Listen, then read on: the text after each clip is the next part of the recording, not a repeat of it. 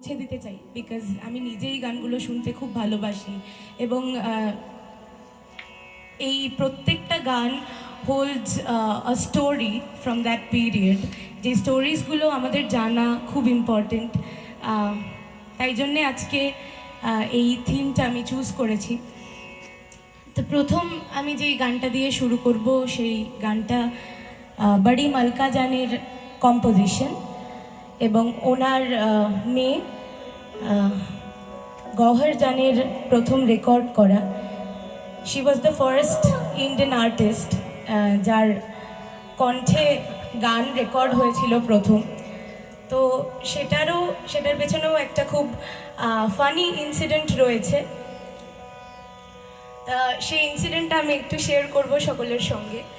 That is, সেই সময় আমাদের গান রেকর্ড করার কোনো এরকম মানে এত উন্নত টেকনোলজি ছিল না।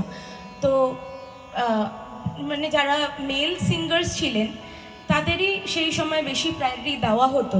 তো যারা এই টেকনোলজিটাকে ডেভেলপ করছিলেন তারা প্রথমে মেল মিউজিশিয়ানসদের অ্যাপ্রোচ করে ফর রেকর্ডিং আ সং। তো এরকম একটা রিউমার ছড়িয়েছিল সেই সময় ওইখানে, যে যারাই রেকর্ড করছে, কারণ ওখানে একটা বক্স মতন যন্ত্র ছিল যেটার ভেতরে মুখটা ঢুকিয়ে গান গাইতে হতো। তো এরকম একটা রিউমার স্প্রেড হয়েছিল যে সেখানে মুখটা ঢুকিয়ে গান গাইলে আওয়াজ হারিয়ে যাচ্ছে সিঙ্গার্সদের। তো কেউই সাহস করে গান রেকর্ড করতে যাচ্ছিল না। তো লাস্টলি গওহর জানকে অ্যাপ্রোচ করা হয় এবং তার সেই সময় কিছু হারানোরও ছিল না, কিছু পাওয়ারও ছিল না। She agreed and she became the first Indian artist two record a song.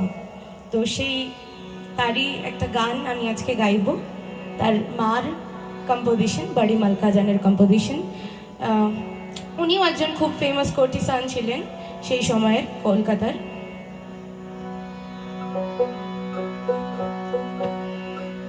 ফাঁকি দিয়ে প্রাণের পাখি উড়ে গেল